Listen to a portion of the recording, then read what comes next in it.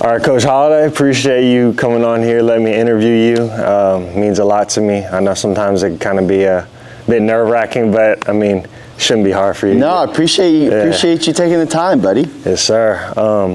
So first off, I just want to ask you, like, kind of just tell me about your childhood and how big your family played in that. Yeah, absolutely. So I was pretty much born and raised on a baseball field. My dad got into left coaching, got into scouting the year I was born in 1990.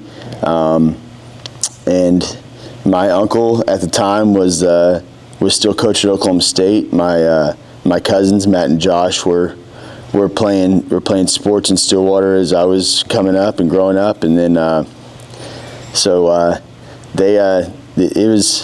it was a lot of baseball going on at all times. I mean, there wasn't a lot of hobbies outside of baseball in my family. You talk baseball at home and you do baseball when you're not talking about it. Yeah. But I loved it. I had a passion for it at a very, very young age. I can't even remember ever even learning how to play catch or anything like that. Right. But so it's always super interesting for me, in my life now to continue to pass that along and understand players, where they came from and their backgrounds and guys like yourself who had similar backgrounds, being able to help guys like that is super fulfilling. Yeah, awesome. Well, I mean, I guess I'm almost in the same mode as you. My dad was a scout as well for the Royals when I was just a little baby. As far as like, did you ever catch any slack for your dad having like connections in your family? Oh, absolutely. And like saying you're only getting these opportunities because of that? Absolutely, yeah. So, and I had to learn at a really early age that anytime I was going to show up to a field, like people were paying attention. So I learned to be okay with holding myself to a higher standard. I became okay with hearing negative things. I didn't really look for a ton of outside affirmation and things like that. But you're always going to have critics. But yeah, that's something that I it's never going to go away. It's never something I'm going to have to continue to teach to my sons as they navigate their lives. But yeah, when you're always told oh, he's not as good as his cousin Matt or his cousin Josh or but everybody hears that. I mean, and I think like learning how to block out things like that at a young age have been very helpful as me moving forward. Yeah. Sorry, my phone's you're going good. off. You're good. I don't know how your dad was, after games and whatnot, if it was tougher or softer, but how does now you have kids, so how do you you're taking, It's really funny. So I have two boys, a 4-year-old and a 2-year-old, and my oldest child is a 6-year-old little girl, and just the difference in when I watch my son, my 4-year-old, come in here and hit. I mean, just continuing to just encourage passion, encourage fun, enjoy the love of the game. My dad, he didn't always give that many data boys. That he didn't give you that many. He wasn't. I didn't get compliments when compliments weren't really deserved. But he was never overly critical either. He understood bad games happen. He understood timing. He understood. So the ability for him to articulate failure, I think, made me just deal with it better. And it helped me understand failure better and how to use failure better. Because you fail so much. And I failed so much earlier, I feel like, because everybody at some point in their career, they the talent level, you reach that adversity. No matter where you end up playing, you always have that adversity piece. And I feel like I was fortunate to reach that, a little earlier than everybody else in my family. Yeah. So that awareness, I think, helped make me who I am today, and my strengths that I have today. On the coaching side or the scouting side. Because it just, it allowed me to have better empathy for other players. Right. Yeah. I think that's huge too as a coach. It's huge to see from that perspective and not just nag on the players. 100%. And I do think that's one. That's a characteristic that my father was. He's very. It's very fluid for him to express his empathy. He's, even his former players, when he was a coach, the empathetic side and the understanding side, and we're in this together and to work through it. Right. Yeah, it's a problem. Sometimes there is no easy answer. Sometimes it's not something as easy as, hey, just get going a little earlier. Yeah. And understanding that when an actual adjustment needs to be made, or when it's more of a mentality adjustment, and the differentiation between that is huge, and it's hard. Right. But yeah, it was, when you're a teenager, you go through. I think every man in their male role model, they go through like 3 stages. I heard somebody say this before. You idolize, you demonize, and then you humanize. Yeah.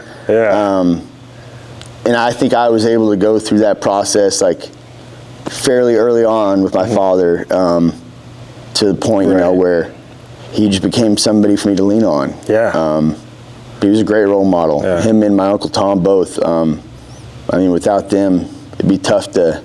The things that you're speaking of, like, they would be tough to navigate for a kid. No, that's great. Obviously, you're around a lot of, very bright baseball minds. And was coaching always in the cards for you? Did you always know that you wanted to give back, kind of like in this way?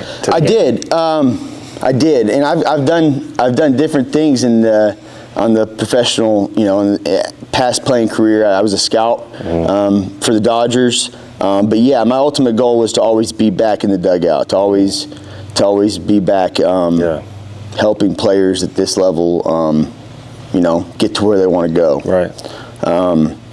I was fortunate. I had really good teammates. I played with really, really good players throughout my life, guys that had really successful careers, still having successful careers, and I really, really feel like I benefited from being around really good players, and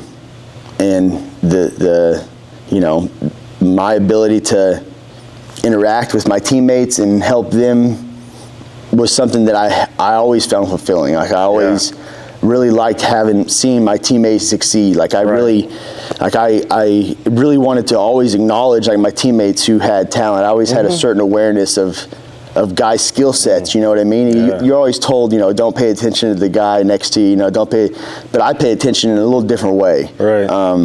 And more of I could see their potential, and I wanted to help my teammates reach that potential. And I think that being kind of ingrained in me always was going to steer me in a direction of, where I am now. Yeah.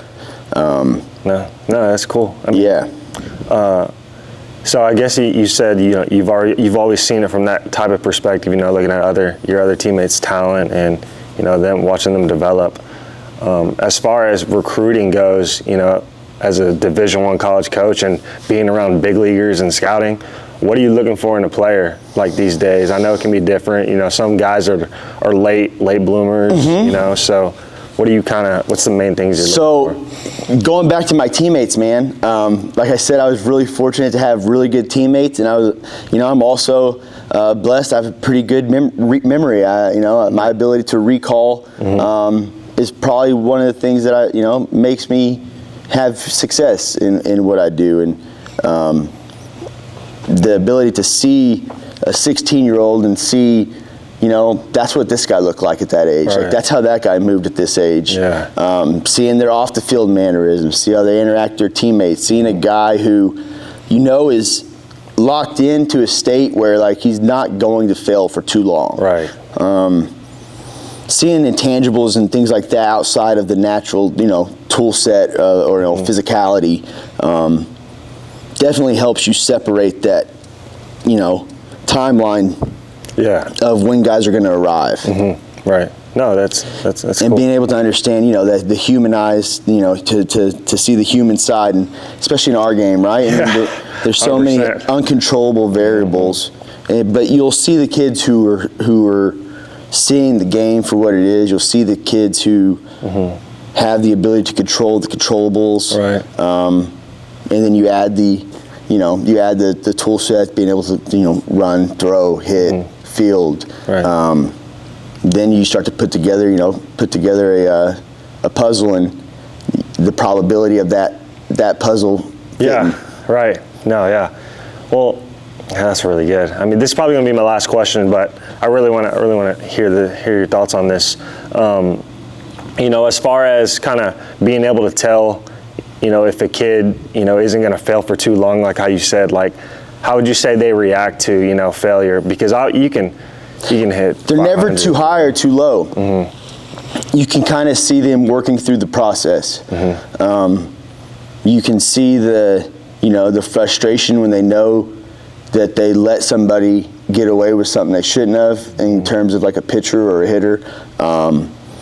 You can see there's a level of concentration. There's a level of intent to how they go about playing catch, how they go about stretching, how they go about taking signs from the coach, how they go about a bad first pitch called strike and adjust off of that. Yeah. You just don't usually see any negative emotion. You never see something that is going to take away from a positive outcome. Yeah, right. Yeah. Mm-hmm. You just see them compete, really. I mean, and they're competing at a different level than their peers. Right. And like competing regardless if they're having success or not. 100%. Being a good teammate and stuff. No, okay, that's good. I think, obviously it's good for my interview, but I think people will benefit off that knowledge too. Yeah. Well, we're just about out of time, and Coach, I really appreciate you doing this for me. I appreciate it. You dropped some great knowledge for me. So anytime. Yes, sir. Thanks, appreciate Coach. you, JoJo. Yes, sir.